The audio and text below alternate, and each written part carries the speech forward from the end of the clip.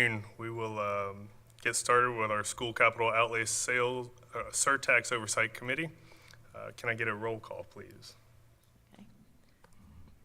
Christopher Lutgert. Here. Len Rosopi? I still say Here. that. Wally Wagner. Here. Brandon Owen. Here. Howard Gunn. Present. Jack O'Leary. Here. Tom. I do not know how to say his last name. Anyone can help with that one? Matt Fabian. Here. Jim Walkup. Here. Kyle Yancey. Here. And then myself, Jamie Zublik. All right, thank you. Next item of business is the approval of the minutes from last meeting. And if you recall, we accepted the May 6th meeting minutes last time, but did not approve those, asking for additional items to be added. Has everybody had a chance to review those? Okay. So with that, if everybody's had a chance to review, we will entertain a motion. We can do these together if everybody wants to do the May 6th and July 9th together. I'll motion to approve. All right. Motion by Brandon. Do I have a second? Second. Second by Kyle. All those in favor? Aye. Any opposed? All right. Awesome. First item up after that is a presentation by Attorney Powers. Thank you. I've been asked to advise the committee on a few matters that the committee had some questions on. So I'm going to start with the Sunshine Law and how it applies to proceedings of a committee of the school board. And then I will also move into the scope of the directions that are within the bylaws of the committee. So first, starting with the Sunshine Law, I want to let you all know there is a Government in the Sunshine Manual. The Government in the Sunshine Manual is available online. If you just look up Sunshine Manual Florida, you'll see that right there. And the Sunshine Manual dictates what any board in the state of Florida is required to do or not do as it may pertain to public records law and specifically also Sunshine Law. There's a difference between the two. Public records law governs access to the actual records of a school district, which are largely open unless they're specifically exempted. The Sunshine Law speaks to meetings of the board or any subdivision of the board. So the Sunshine Law restricts board members from being able to meet with each other or communicate with each other about factors that may come up in a vote later. So, for example, board members of the school board would not be able to communicate among themselves regarding an issue which could come before them for a vote. They would also not be able to call one another, send emails to that effect, anything about things that could come forward in part of their ordinary business. Now, in the case of some constitutional officers, like for example the sheriff, that's a one-person job, so that person can communicate with their staff. That's easy enough. When it comes to boards, though, it's a little bit different. So our board is bound by Florida's Sunshine Law. And the Florida Sunshine Law is equally applicable to elected and appointed boards or commissions. That includes special district boards and boards created by agreement, and there's Attorney General's opinions which further interpret that.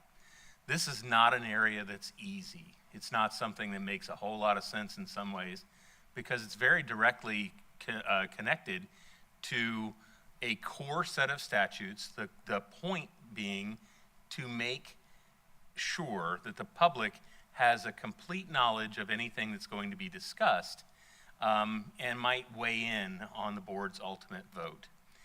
Attorney General's opinions are where the Attorney General of the state of Florida looks at the statute and relevant case law, and then a government agency, a school board, a city commission, a town commission, a county commission, may ask a question of the Attorney General and may say, we want to find out how this applies to us in this particular instance. And then if their question is specific enough, the Attorney General will give them an answer.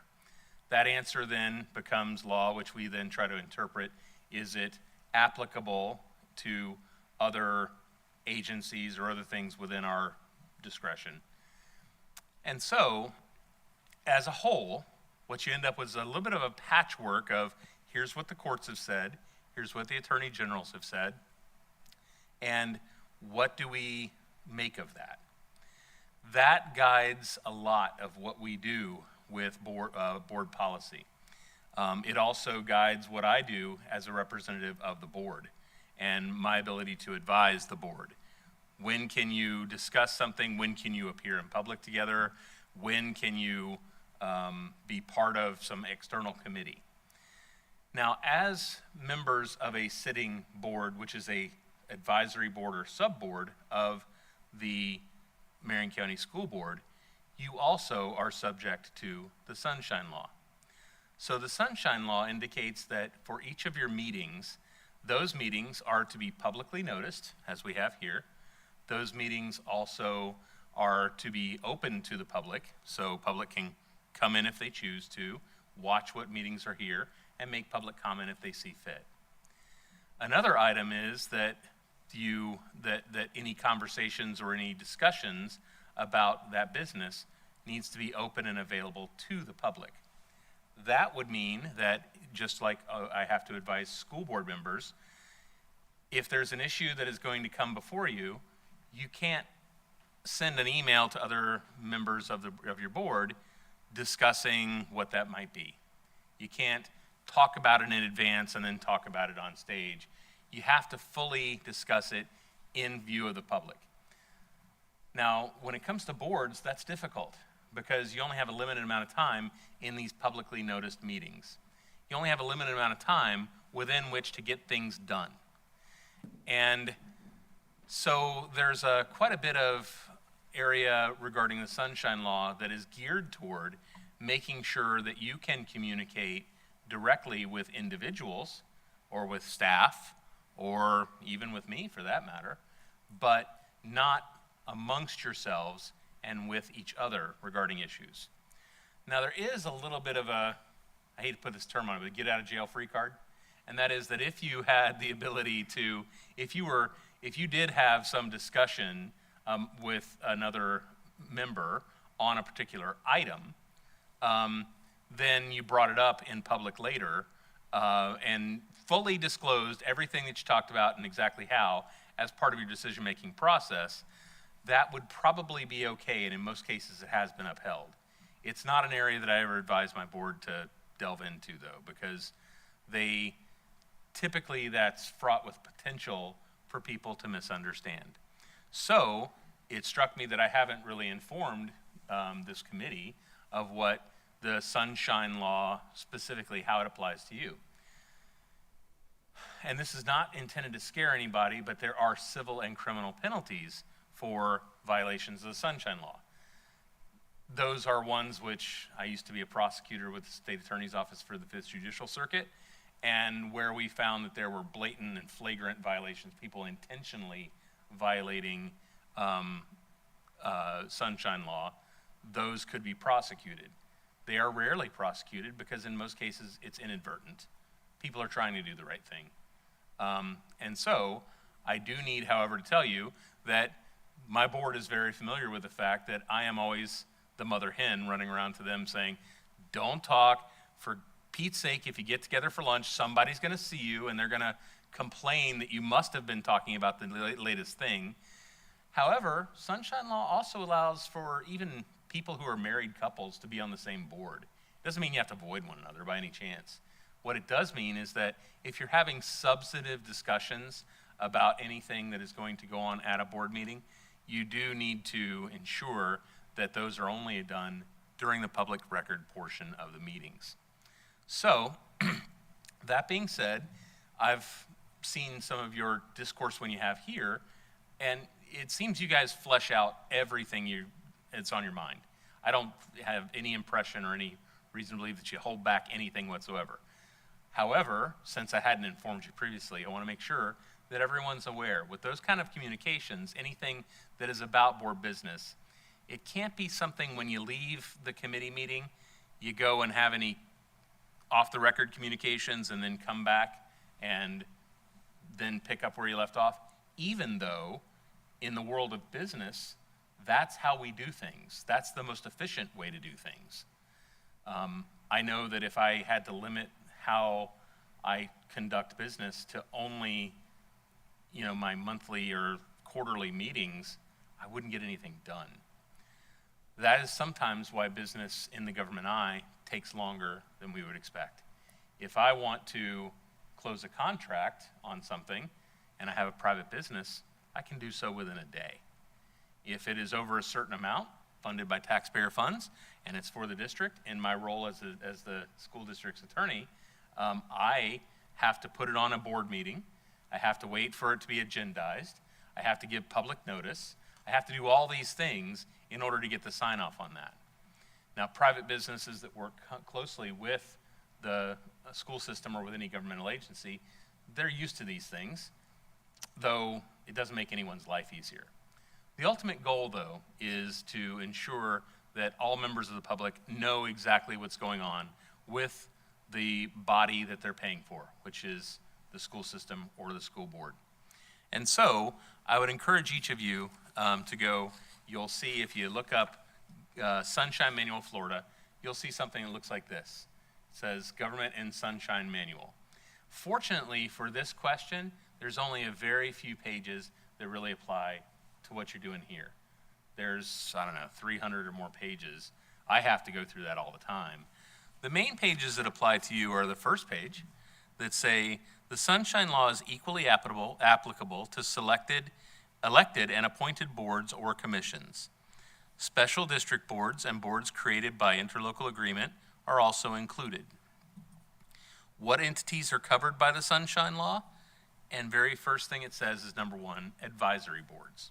So, as an advisory board, each of you have the same sort of duties and the same sort of requirements that our school board members do. And that will flesh that out a little bit more. There is a distinction in the law. I don't want to get too fine a point on it.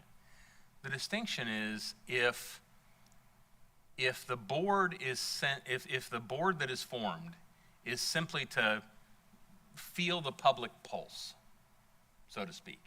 The board is formed to find out what issues face us in our community today. Well, that's something where it's sheerly fact-finding. It's just an exploratory board. That's something that doesn't require Sunshine Law notice. It gets very blurry, though, and there are 5 different cases that I won't go into that all talk about where the fine lines and distinctions are. So you got a lot of judges, lawyers, and attorneys general who are all figuring out, where's that line? The line mainly seems to be if it's anything that a board ultimately could take action on, or if you're recommending an action be taken or not taken, then the Sunshine Law probably does apply to your proceedings.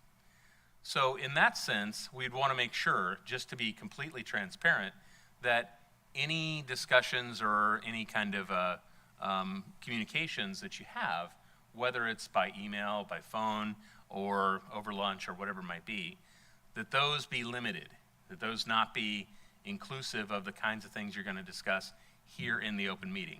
Or if anything inadvertently comes up, that you disclose it. Because once you've disclosed it, it's fine. Just go ahead and say, hey, here's an issue. Bring it up. Make sure it's actually clear.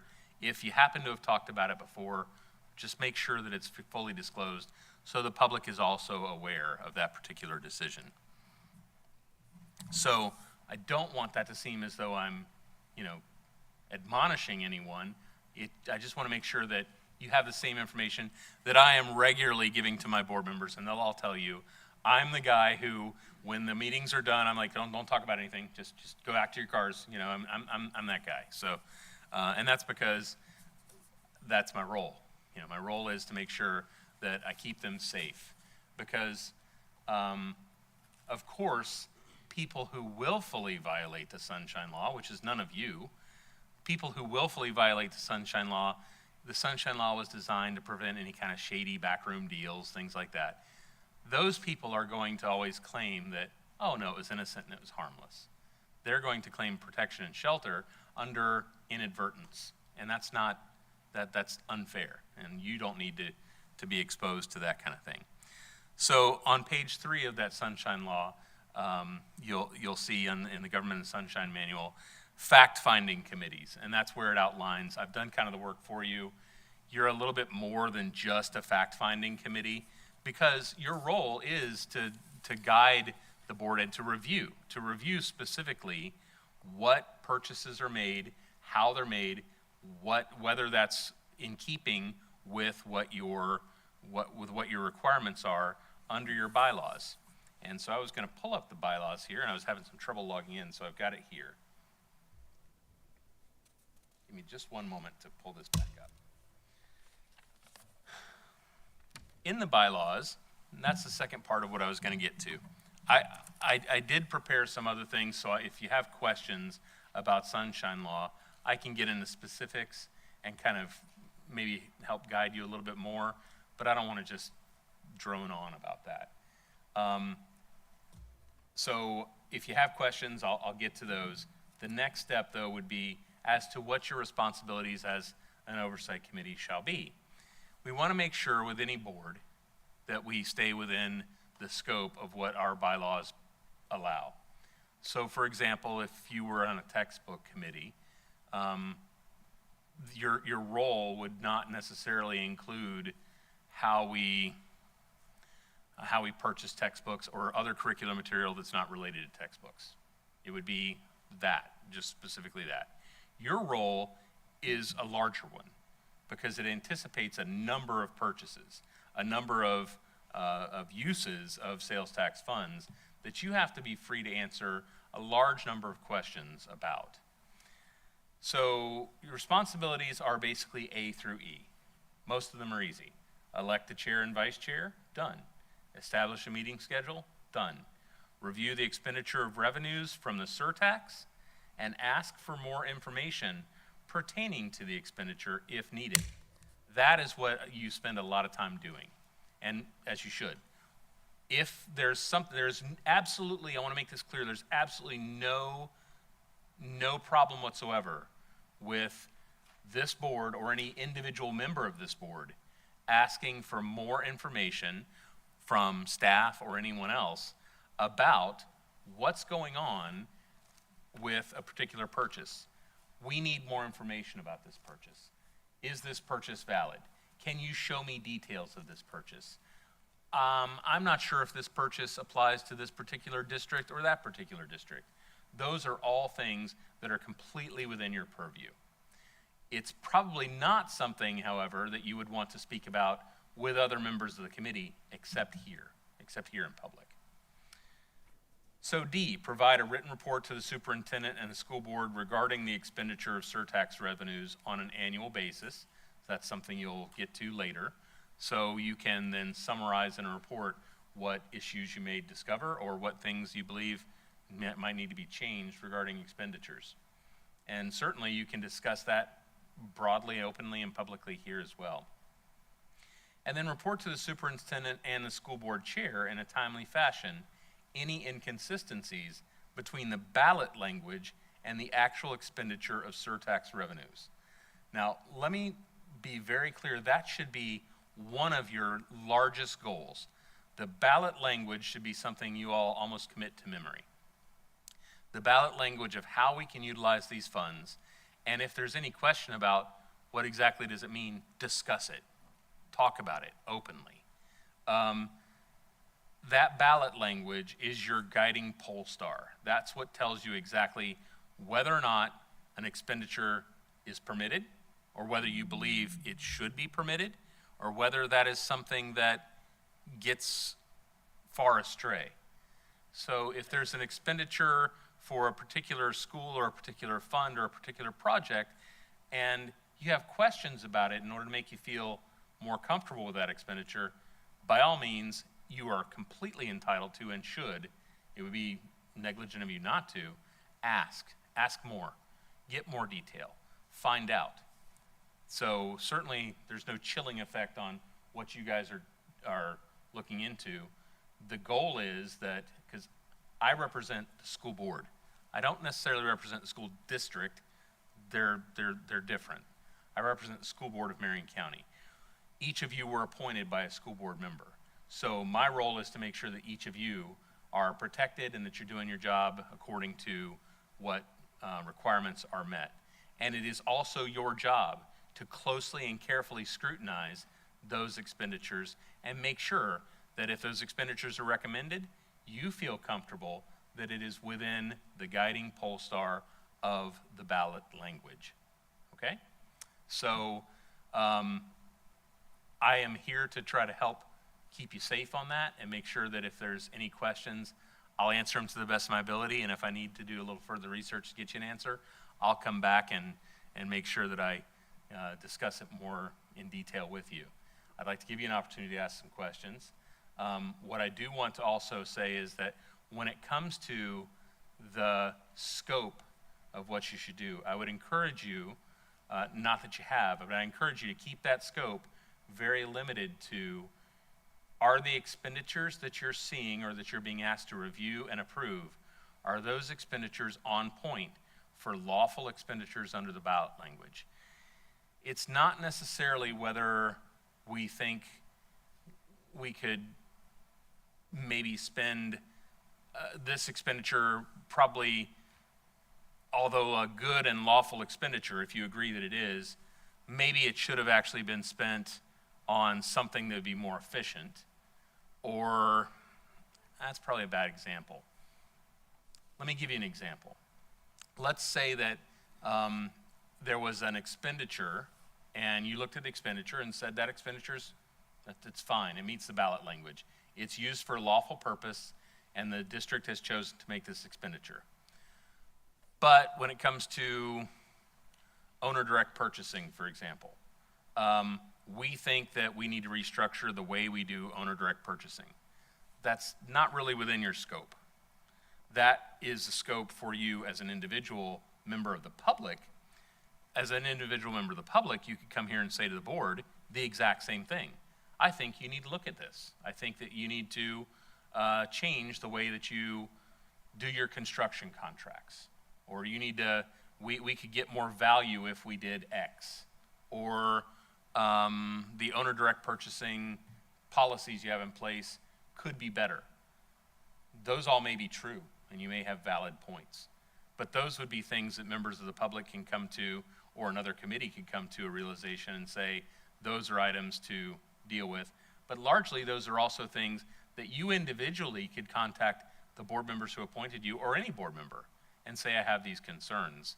And they then would be the ones who have that role. Your role would be to look at the approval of the purchases. And I guess the reason I say that is, that's really a darn big role. The role you have is a big one. Looking at all of, we're doing more construction now in this county than we've done in 20 years. We're having to approve and review a lot more projects than we ever have. And the goal of the Sales Surtax Committee was specifically to make sure that we reviewed those in such a way that it is transparent to the public, they know exactly what's going on, and they have an idea of what concerns you may have, whatever they may be. So that's a darned big role, and I want to make sure that you that you don't get sidetracked on some of the other things, which would be the board's purview to jump on and start dealing with. Certainly, if you see those things, I would encourage each of you individually to make a recommendation to the board members who appointed you, or to make a recommendation to all board members that they should look into something more particularly. For your roles, though, those are the ones that we definitely need and are most valued, and were within your bylaws, and where you exercise total control and power. So I will do something lawyers rarely do now. I'll be silent, and I'll allow you to ask any questions you might have, and I won't even charge you any extra for the time. So thank you very much. All right, thank you, Attorney Powers. Any questions? I'll exercise due wait time. If you have any questions, you guys feel free. And I'll come back and answer if you do have, if any of you want to reach out to me individually, maybe not right now, and ask, I've got a question about a particular item or a particular question, I'll look into it and do my due diligence for what answer I can give you. My role is to advise the board, and as you are a subcommittee of the board, I take it as my role to try to help advise you in any way I can in making sure that you do things in compliance with Florida law and as your board members would expect. And as each of you, there's a certain element of this that I feel responsible for because of the fact that it's my job also to make sure, just like I do with my board members, to keep you safe, because Florida law is meant to be extremely vigilant about protecting sunshine law and protecting public records law, and I don't want us to ever be in an attorney general's opinion if we did anything different beyond that. So, any questions? I think we're good. All right, then. I either did a really good job of it or a very poor one. Scared us all to death. One of the two. I certainly don't want you to take it that way. I just wanted to make sure that I know initially everything I was focused on was making sure that you guys understood the bylaws, and it was a weighty setup process.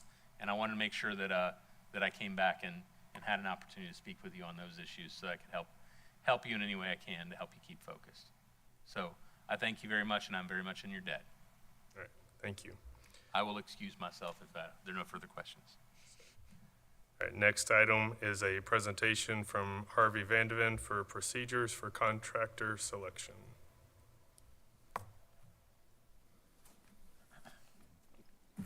Attorney took up some of his time. Not going to do it, Matt. I didn't either. Good afternoon. I believe they gave you guys a copy of the actual procedures of that, so I don't know if you want to ask me specific questions or if you want me to walk you through it. I will do whatever your preference. Has everybody had a chance to review it, or are we just now seeing it?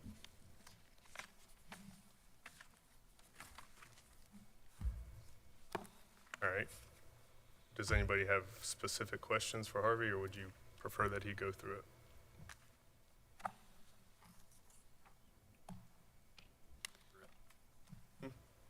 Have him just give us a brief overview. Brief summary? Okay, yeah. So I'll use one that I served on a committee, and we'll use that one as a kind of a guideline of how it goes about. So the school facilities they'll send out a invitation for bid or advertise it, and again, they have a list of vendors, plus they publicize it, and then GCs can apply, or whoever wants to apply for invitation. They form a selection committee. That committee is brought in and agree. They added the cone of silence to it, so now we sign a letter making sure we understand what you guys were just told about and keeping everything confidential. They take and publicize it. They get a public meeting with an RFQ announcement. Then they give them a deadline for questions. The questions are asked by anybody that wants to bid on it. Then they put a submittal date due. Then they do a pre-screening, and then once they qualify the bidders, they bring the committee together, and then they have us, or the committee would then review the bids through their package. They would rank them based on the point spread that is designed in the actual breakdown of how we've got a nice chart in the back of the procedures that break down how to score things. They would do that. They would turn that in. It would be tallied, and then they would make a short list. If there was, say, 10 bidders, they would narrow it down to 3 bidders. If there's 4, a lot of times they'll go and invite all 4 back for a live interview. And then they would start the points over, and then those points would be redone based on their physical presentation. And then they would score. Those, again, would be scored based on a sheet that they're given that sheet, so they know what we're looking for and they know what to tell us, and then the committee would score it, and then after that they will rank the the bidders, and then they will take and present that to the school board, and then the school board would actually make the final decision whether to accept the recommendation. That is the short version. All right. Any questions? I have one, actually maybe two, specific to your selection committee composition. Going through that, you've got 9 different categories involving different aspects of individuals' backgrounds to be involved in the committee. How many of those individuals actually have construction background experience to evaluate a contractor's presentation or proposal? It's a good question. I can't answer that one. The goal is to get 2 outside citizens that have some experience. The committee that I served on that helped review the qualifications in choosing that board, there's certain mandatory requirements, and if you look through the list, we kind of have ones that are required and then some that are optional. And then depending on what they're doing, if it's a cooler, then they're going to get somebody that has experience with knowing what those coolers are for and where they're going to fit. If it's a brand new high school, then they say they use a couple members from facilities. So those are, they also usually include a principal, usually include a, well, again, depending on the site, it could be a new building would have more staff members, but I'm trying to think of how to answer, so. Well, let me be more specific with the question, I guess. And looking at the 9 different categories, category 5 and 7 stand out to me when you're building a school. Operational, including but not including support services, technical services, custodial, and facilities, and then curriculum and instruction, including but not limited to tech, info services, principal, supervisor, CTE. You know, most of the schools, elementary, middle, or high school, are pretty well known. Submittal is my question. Hello, my name is Yvonne Bumbach. I'm the Director of Facilities, and I might be able to answer your question. One of the required representative in the committee is the Facilities Department Director, that would be me, and also the construction coordinator, and we do have a construction background and can bring that expertise to the committee. When you look at number 5, operations, we have our tech service department, usually included. That is the maintenance department. They are the ones who operate the schools, who work on the equipment, so they have construction background as well. And then when you look at the community representatives, most of them that we had in the past have construction experience as well and can evaluate the contractors and their proposals. And then when you look at the principal or school staff, they can bring expertise in on when the contractor, for example, explains to them how they will face the construction. They show maybe an aerial, they show where they want to have the lay down area, where they want to enter and secure the campus. So those are then very good points for a principal to try to understand how construction will influence or work with school operations, let's say, if it's an operational campus. So that's why the different departments and the committee, when we put that manual together, we had lots of discussion on who should be on those committees, and we wanted a wide range of people who have interest in that construction project to bring all the expertise into the committee and into the evaluation. Unless there's somebody else, my second question is specific around the dollar value of the projects for people who are currently working for the county. If you have a contractor locally who is finishing jobs on time, within budget, currently doing work, and they have $50,000 or more, it looks like they get penalized as they do more work in your grading scale. So the more successful they are, the more jobs they do, the more they get penalized for that work. Yes, so that is actually a change that will happen now. The Florida statutes has changed this summer, and we have to incorporate that change. And we're gonna meet with the committee who put that manual together to show them that change, and that criteria actually is coming out because the Florida statute says we cannot penalize or not penalize if you have too much work or too little work. So if you look at the points, I think they got 10 points at the end. If you look at the, where you see the points, under F, volume of work with MCPS, that whole section will come out because statutes has changed. Thank you.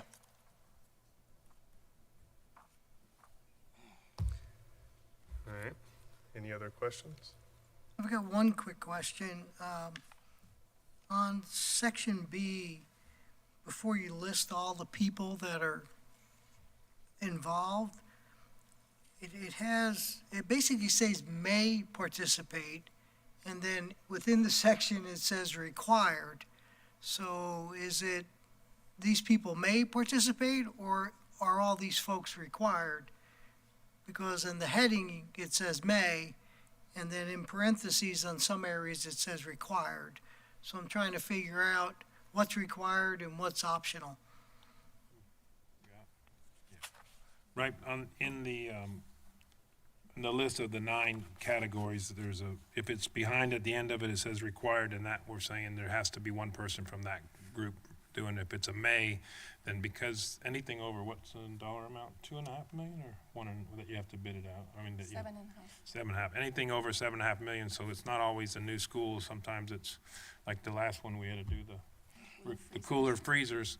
So in order to cover all the different categories, they have to kind of leave themselves room for the ability to have enough people that can have input that may need to have input. So if it says required, then that one, we have to have one person from that department. And when we were doing it as a committee, we were trying to make them vague enough to leave room so that if that person's on vacation, it doesn't create a problem. And so that's why some of them are written a little generic, because we're trying to leave enough room to allow them to pick the right person for that project in choosing that person. Okay, so there's a threshold there 5 to between 9, may so. and required, it's just not stated. It says minimum of 5 and a maximum of 9 people on, right there where it says selection committee, Okay, I was just looking above number 1, number 1. straight above number 1. Oh. Yeah, just go a little higher up there, and it says, so they can get by with 5 people on that committee, and then that would be the 5 that say required. Or they can go all the way up to 9. And sometimes even getting volunteers from outside sometimes gets to be a challenge for them too. So I think we recommend 2, but I think it's optional, right?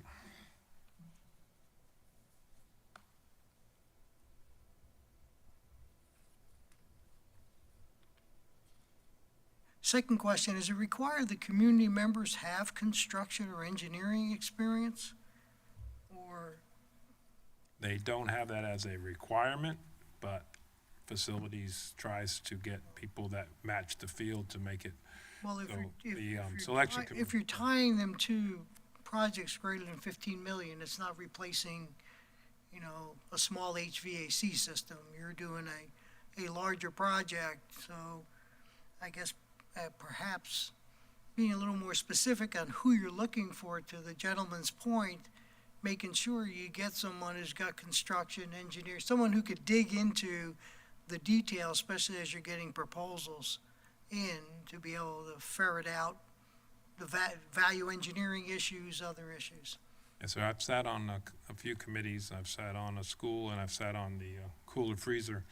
And the requests for information are so good. And these guys that bid on these schools are so well educated on what to submit and how to submit it. You could literally use, what is the new thing, chat GPT or whatever. You could learn about it quick, and you could do as good as I could after 40 years of experience. So we don't get to interview them, we don't get to critique their work, we get to review what they say, and we get a package to review, so their information is pretty strong in there, and again, if you're, Well, I have no doubt of that. I'm just looking, if you have people that have experience, they can help ferret out the ones that give you the highest value But for, that's not what they do. I mean, these folks are really looking at qualifying a contractor. yeah. I mean, the things you're talking about is after you get a GMP, and then you start looking at Oh, value you're right, you're right. engineering and all those yeah, kinds. we don't, But they can we look don't at do that part. what they've done, what they've built, what their experience base is, and be able Yeah, to once high we, grade the bid once- slate. once we pick 1, 2, 3 based on their qualifications, then if the board gives permission to staff, then staff negotiates the contract, and if they can't work out a fair negotiation, then they go to the second one. But we're not allowed to go by price, we're not allowed to talk any dollars, we can't like say, you know, why are you better? But the questions that are asked are very good questions, and if you look through there, they do help narrow it down, but they're all, I mean, if you apply for a school to build a new school, you've got experience, and usually you've done enough of them that you have a pretty good record. It's hard to differentiate between number 1 and number 3 when you look at those packages. Understand. Thank you.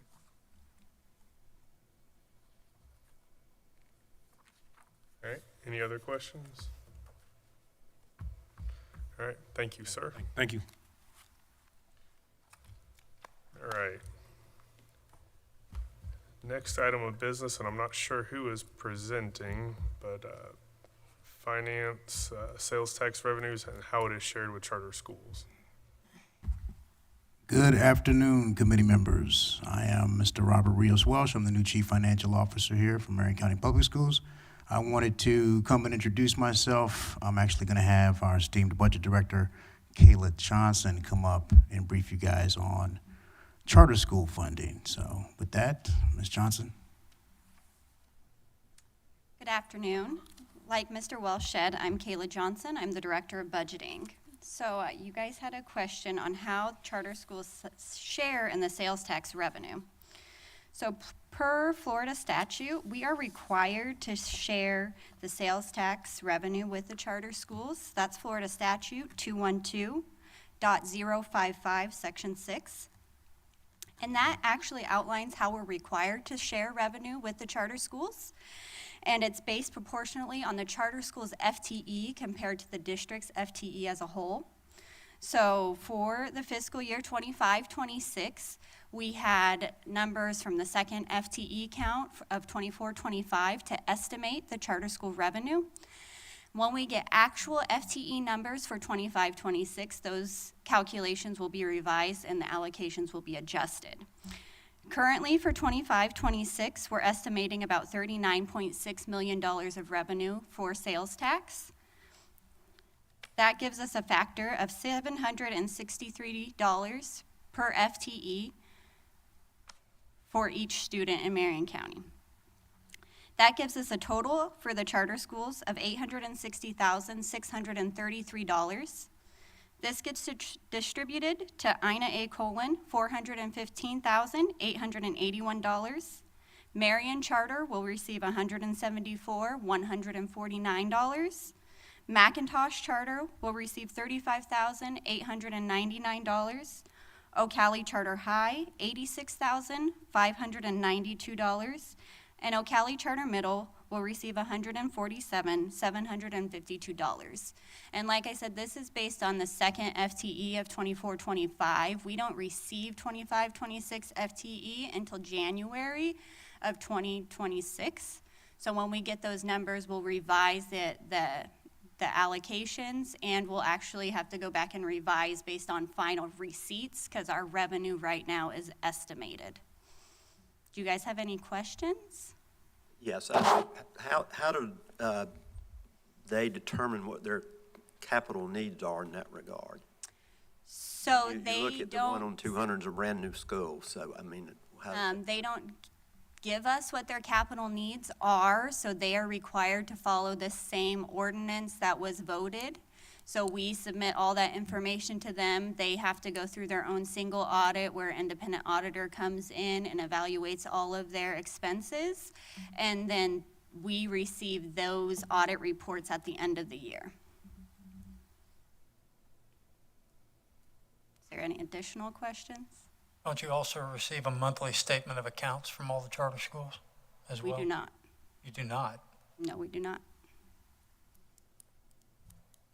Thought that was state statute requirement, that all charter schools send in a monthly state of account to their sponsor. So I don't believe we're relisted as their sponsor, but I can't speak to that. I could get you more information on that. We are a pass-through to them, so they might submit that to DOE, but I could get clarification on that. You lost me at the $860,000 coming out for each of the schools, for individual schools, or what was the $860,000? That's the total that we have for all the charter schools, yes. How many schools are there? There is 5 schools.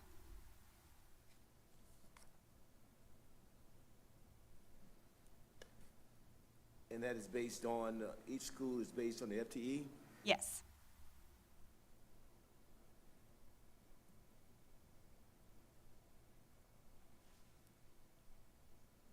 On the audits, are the audits done annually, or what's the timing of the audit? Yeah, they're required to complete an annual audit, and our fiscal year end is June 30th, so it normally follows shortly after that. But who conducts the audit? Do they hire a third party? They have to hire an independent auditor. Thank you.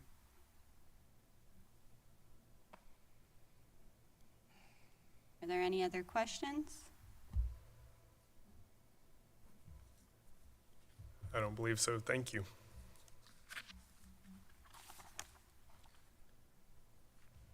All right. Next item is from facilities for owner direct purchase. Good afternoon. Yvonne Bumbach, Facilities Director again.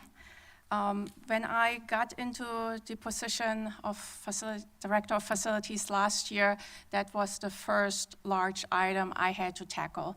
Because I heard it from the contractors, ODP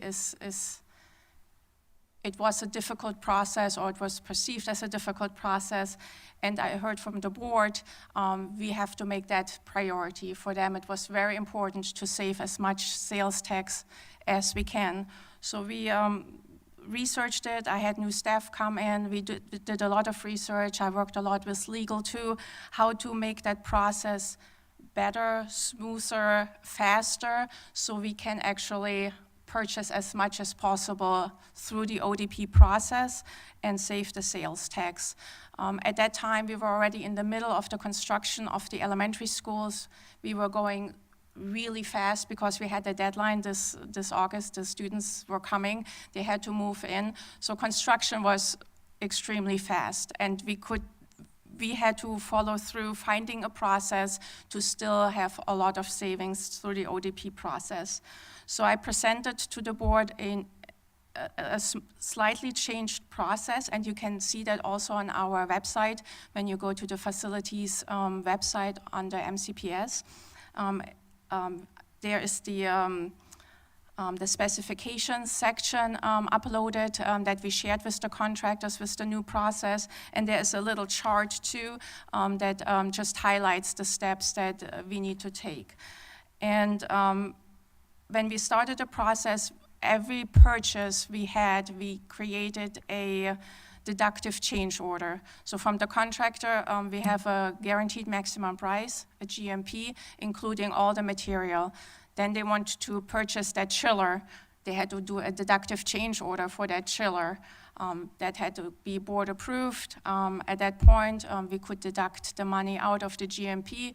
At that point, we could issue a PO to the vendor directly. So at some projects, we had 20, 30, a large amount of number of deductive change orders for every single item. That was very cumbersome to get it all through the channels. So we we decided, and we checked with other districts too, when we get a GMP at the beginning of the project, we do a single deductive change order, because at that point the contractor already knows I'm gonna purchase the chiller, the cooling towers, the drywall, the roofing material. They already know what they're gonna purchase, and they already know a value that would be. So we do one deductive change order, just estimating on all those costs. Let's say $1 million in a change order. And that frees up that money at that point. So then we have all the vendors. And the vendors need to be approved by MCPS. And that was a huge hurdle last year because statutes changed. So we had a list of a lot of approved vendors, but because statutes changed and they had to fill out new paperwork, none of those vendors were approved vendors anymore. So that was another huge hurdle we had to face.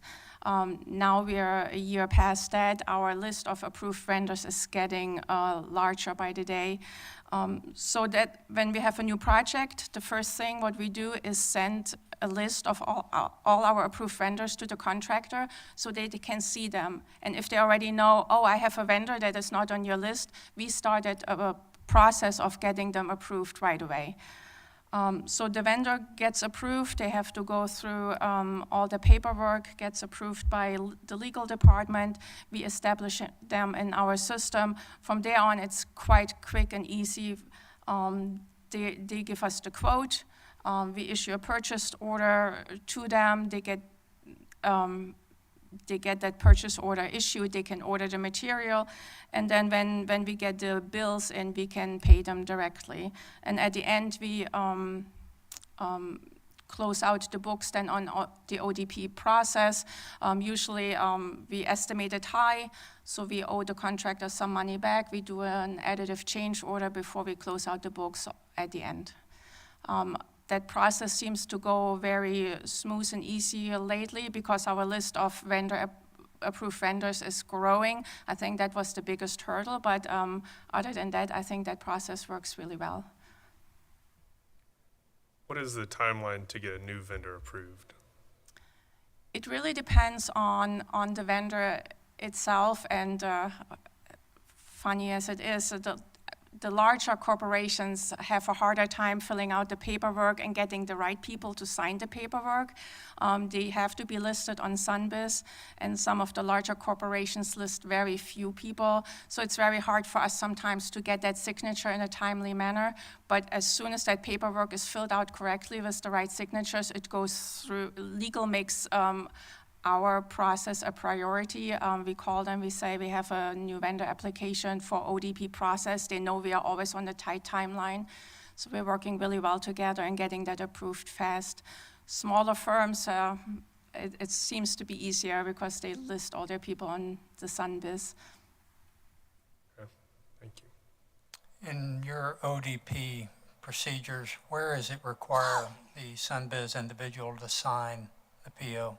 Why would you not allow a district manager, or regional manager for a nationwide corporation to sign that PO? That is a legal question, so that is on the form to be an approved vendor, which gets approved by legal, and they have those stipulations in there.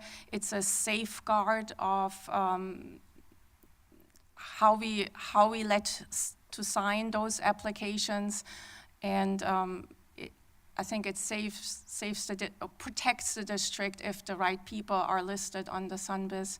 Well, I guess my question would be, if it was the general contractor or the subcontractor, say roofing, for instance, it was purchasing the materials, it's already in their contract. All the ODP does is route the method of payment, essentially. Yes. For tax savings. So if for some reason the PO could not be fulfilled by the vendor, the supplier, then the subcontractor is still on the hook to purchase the material and complete the contract, as is the general contractor. So where would the liability lie on the school board then to be concerned about having the Sunbiz individual sign it? I mean, like ABC, for instance, Diane Hendricks owns ABC. Her office is in Wisconsin. I don't think she's going to sign a PO for Marion County and North Central Florida. So, you know, she would leave that up to a district or regional manager. And that's what a GC would do, or a roofing contractor would do, if they were self-performing that work, not going through the ODP process. Yes. So, and I didn't see that listed anywhere in your procedures as a requirement. Yeah, that would be on the vendor application, and that would be a legal question. You might want to share that question with Attorney Powers. But they also could provide us with a power of attorney to sign applications, and we have done that in the past as well. Now, they're just signing the application, not the individual purchase orders, correct? Correct. So it's just to set them up the initial time? Yes. Okay. And then as soon as we have that application there established, they don't have to do that every time we're purchasing something from them. It's only the initial application. Do you do more than one change order, or do you only require one ODP change order at the beginning of the job? In other words, if they were halfway through the job, and say it's a year-long project, and they were 6 months into it, found they could then purchase $200,000 more worth of material, would you not then allow them to do another ODP Oh, deductive definitely. change order? Yes. It's always a good sign to run out of ODP money and do another deductive change order. I've got a quick question on the ODP, and in my mind, I'm trying to clarify the question. Who is actually buying the equipment or the material? That would be the school district. We issued a purchase order. Okay, so then how is that contractually transferred to the contractor for care and stewardship of, for example, let's say you buy 20 pumps. And so you got 20 pumps that have now arrived and are sitting and have to be looked after, make sure they're cared for. How does the school board transfer that responsibility to the contractor? Because you're the owner, essentially, when you purchase it. Yes. So I think it's a good program. I'm just concerned about how does that transfer happen as soon as equipment gets on the construction site?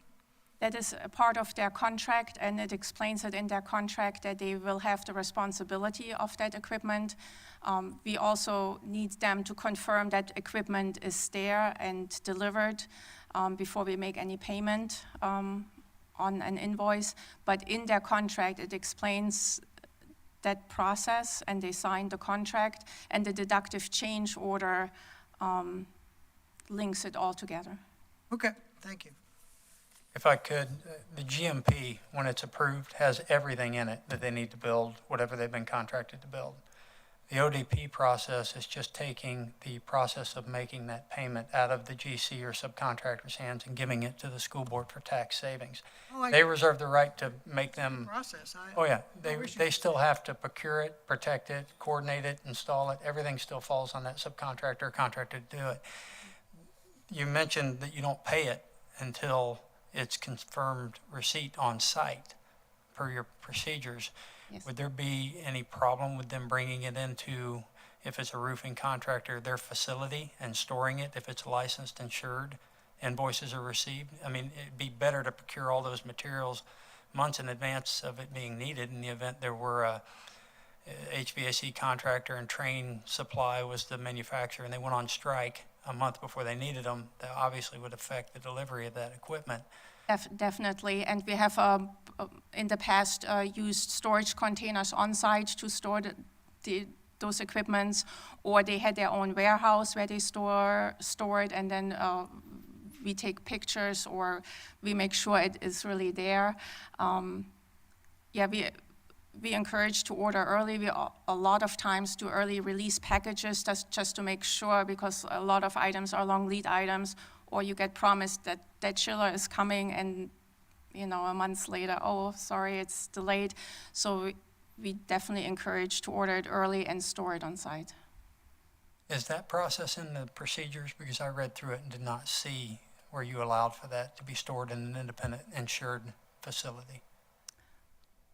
I think we just talk it through with the contractors when we talk through when they order it and when they see the delivery dates, and we work with them.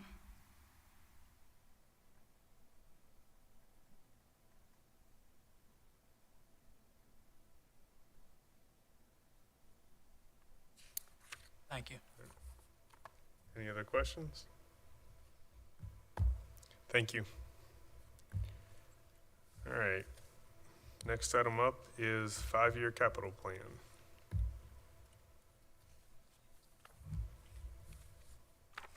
Good evening. I'm Angela Usher, Senior Executive Director of Operations. Last night, the school board approved the five-year capital plan for the school district. The total amount for the 5 years is the $576,120,749. It includes all capital funding sources in the plan. And for this year, 25-26, it's $114,647,937. And actually, the school board only approved the first year because the additional 4 years are based on projection. And every year, the plan comes back and it's amended annually. Under sales tax, as Ms. Johnson mentioned, we're getting about $39 million. And in the plan, we have Bellevue Elementary. This is a new elementary school to replace Bellevue Santos and the old Bellevue Elementary. So we have in the plan $38 million for this project. And we have an additional $1 million for at Bellevue Middle School, where there's an emergency need for the HVAC replacement. But every year, like I said, the plan is being amended, and the project for Bellevue Elementary will be closer to $70 million. So next year, you'll see another $35 million for Bellevue Elementary. Whenever Ms. Bumbach goes out for selection, certainly she'll be contacting the sales tax committee members to serve on that committee. You all have done so before. I know she has tried to reach out to you all before to serve on other committees, so we will continue that. And you will see all the ODPs coming in from those projects. We'll keep you updated with that information also. Previously, at the last sales tax meeting, we mentioned that the security doors for Osceola Middle and East Marion Elementary are funded from the first amount of sales tax we got. These projects won't go out for contractor because they're under $7.5 million, so they'll be assigned to contractors and continuing contract. We'll just keep you updated with the sales tax projects as soon as we progress with them. We have those 2 door projects and the Bellevue Elementary. We just did the contract last night, was approved by the board for the architect, so we're starting on the design of the new Bellevue Elementary. Thank you. I do have one question. Page 4 of the presentation states that the first 2 quarter revenues from sales tax were not as high as anticipated. Do you know what those numbers are? Ms. Johnson? We were thinking we were going to get more like $40 million, and that was presented at the last meeting how much we had. We had $4 million. We have like $6 or $7 million for the door project, and we got about maybe $12 million at the most, I think, the first quarter. And we were projecting that we would have gotten more, but now we're closer to the $40 million per year that was originally projected. So we're back to the $40 million that was originally projected when we went out for the sales tax. At first, we thought we would not meet the $40 million mark because it wasn't coming as quickly. But now, in this capital plan, we have the projection for the $39.7 million, as we had previously projected. Okay. I have one other question. On page 5, the sales tax program will take more than 10 years to complete for the expenditures. That's correct. We have 10 years for the sales tax, right? That's until 2034. Okay, so what's the plan for that? The plan is the board in December had a priority list of schools: Bellevue Elementary, Dunellen Middle High School replacement, and UK8, some work here at MTI. They had the door projects, East Marion and Osceola, and I said MTI already, some wing addition at 2 or 3 schools. But those are not set. We will bring that back to the board. The board asked us to do some studies in looking at the schools up north, looking at the use of MTI, because we don't want to put money here if we have another use for it. So we're conducting those studies right now, and we'll come up to the October 16th work session with some recommendation to the board regarding the schools up north and the MTI facility. And they will reprioritize their sales tax project. They know that we are looking at Dunellen Middle High School as the next project because of the condition of those two schools. So that wasn't the plan that the board approved last night. That will take like 5 years. It'll be like more than 150 million. Because we're not borrowing against the sales tax, we have to wait until the money accrues to be able to fund that project. But then we have projects that go beyond the 10-year, like some improvements to the schools up north. So hopefully that we will get the sales tax renewed and will be reissued after the 10 years. Thank you. Any other questions? I've got a quick question on page 7. We have this table, and it has property insurance as a capital expenditure. I'm just trying to understand that a little bit. We get a millage, 1.5 millage for capital, and that comes up to about $61 million. But we do have to share it with all the other support, which includes property insurance, buying buses, buying vehicles, maintenance transfer to the general fund. So property insurance is paid from this millage, this 1.5 capital millage that we get. We pay for our property insurance, which is $2.293 million. Okay, I mean, I'm just looking at the ballot, what was put on the ballot, and I'm trying to reconcile, construction, improvements, debt servicing, leasing, I get all that. I'm just struggling a little bit with insurance. Let me back up a bit. The This capital 5-year project. capital plan is for all the revenues we receive, not just sales tax. I mentioned the millage just now. That is separate from sales tax. Okay, You so see- this is listed here, but you're saying it's coming out of a different. Different fund. Okay, That's correct. fine. Uh-huh. Thank you. Okay, Thank you. perfect.